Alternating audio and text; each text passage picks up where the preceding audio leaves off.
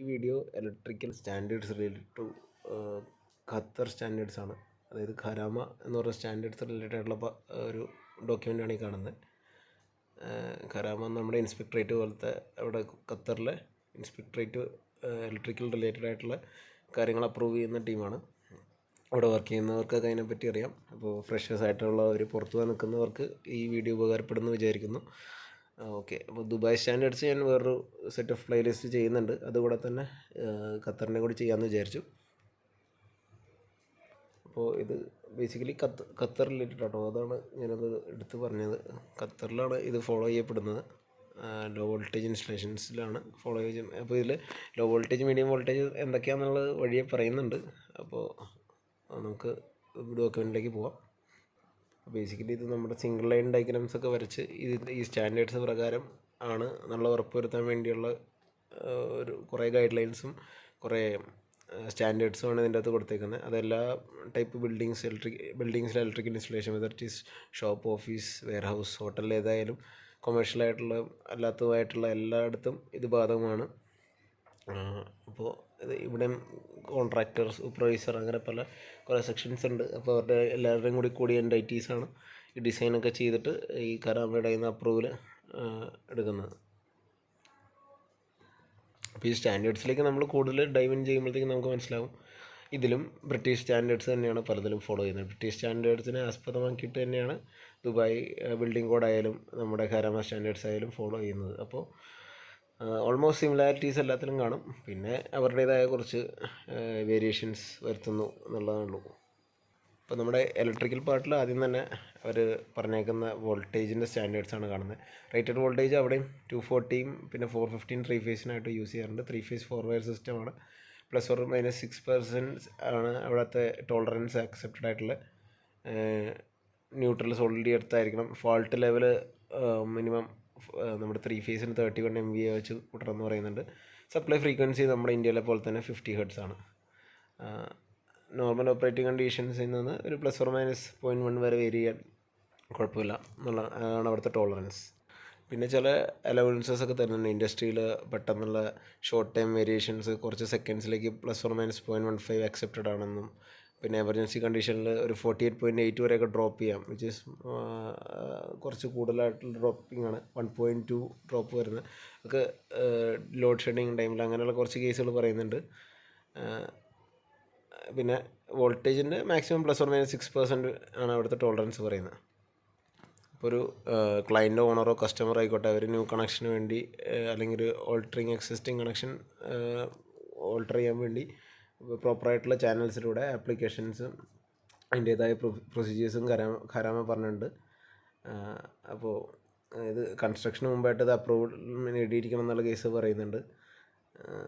പിന്നെ ഇതിൻ്റെ കൂട്ടത്തിൽ നമുക്ക് കാൽക്കുലേഷൻസ്, വയറിംഗ് ഡയഗ്രാംസ്, ഈ സ്റ്റാൻഡേർഡ് സിമ്പിൾസൊക്കെ യൂസ് ചെയ്തിട്ട് ചെയ്യണമെന്ന് പറയുന്നുണ്ട്. നമ്മുടെ ഇവിടെ ഇൻസ്പെക്ടറേറ്റിൽ ഇനിഷ്യൽ അപ്രൂവൽ എടുക്കുന്ന പോലെ തന്നെ. അപ്പോൾ ഇത് ഇവിടെ ചെയ്യുന്ന പോലെ തന്നെ നമ്മൾ എന്നിട്ട് ഫൈനലി ഈ അപ്രൂവൽ ചെയ്ത് നമ്മൾ അതിൽ വർക്ക് ചെയ്തതിന് ശേഷം ഫൈനലി അവരുടെ ഇൻസ്പെക്ഷൻ ആസ് പെർ നമ്മുടെ ഡിസൈൻ പ്രകാരമാണെന്ന് ഉറപ്പ് വരുത്തിയതിന് ശേഷമാണല്ലോ നമുക്ക് കണക്ഷൻ കിട്ടുള്ളൂ. സെയിം തന്നെ അവിടെ നടക്കുന്നത്. അതാണ് അതിൽ പറയുന്നത്. ഇൻസ്പെക്ഷനും ടെസ്റ്റിങ്ങും ഖരാമ നോക്കിയിട്ട് ഈ റെഗുലേഷൻസൊക്കെ അതിൽ നടപ്പാക്കിയിട്ടുണ്ടോ എന്ന് നോക്കും.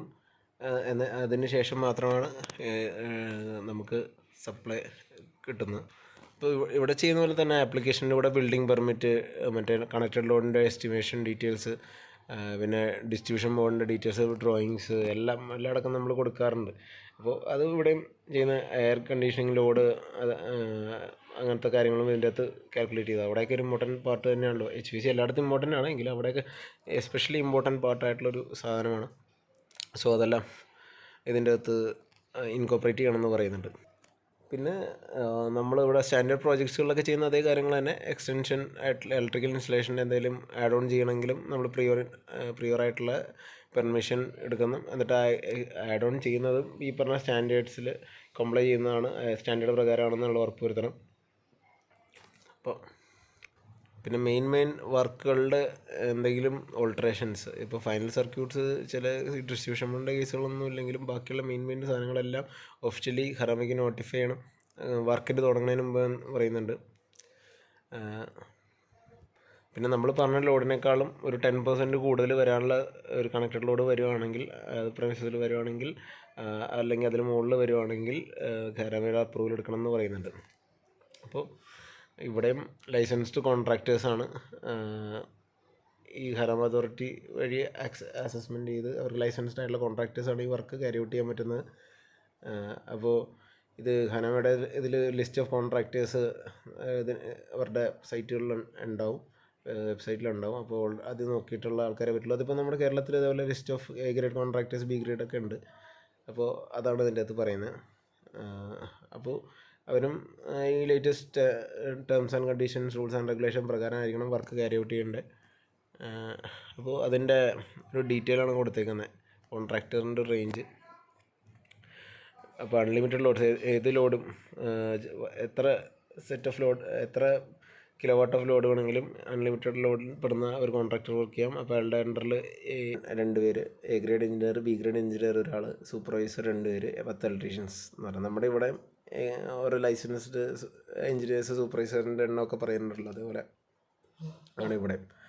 ഓക്കെ. പിന്നെ അതുപോലെ ഓരോ ലോഡുകൾ 1000 കിലോ വാട്ട്, 500 കിലോ വാട്ട് എല്ലാത്തിലും അതിൻ്റേതായ ഡീറ്റെയിൽസ് കൊടുക്കുന്നുണ്ട്. അതിൽ പിന്നെ എണ്ണം കമ്പാരിറ്റീവ്ലി കുറവാണ് മറ്റേതിനേക്കാളും.